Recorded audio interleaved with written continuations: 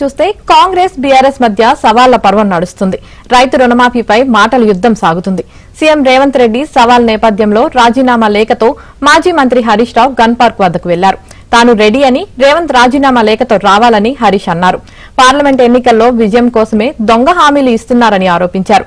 గ్యారంటీలు అమలు చేస్తే తాను రాజీనామా చేస్తానని మరోసారి ప్రకటించారు.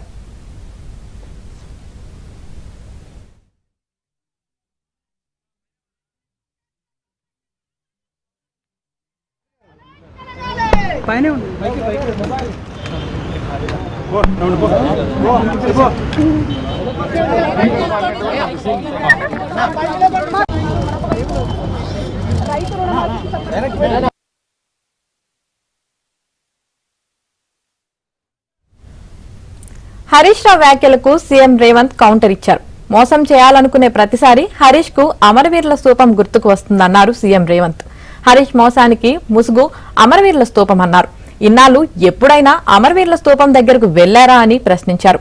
చాంతాడంత లేఖ రాసుకొచ్చి రాజీనామా లేఖ అంటున్నారని, రాజీనామా లేఖ అలా ఉండదన్నారు. హరీష్ తన మామ చెప్పిన సీస పద్యమంత లేఖలో రాసుకొచ్చారని అన్నారు సీఎం రేవంత్.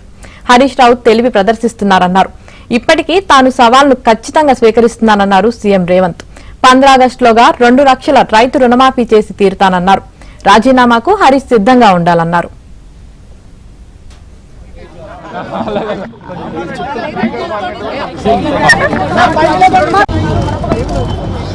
రైతు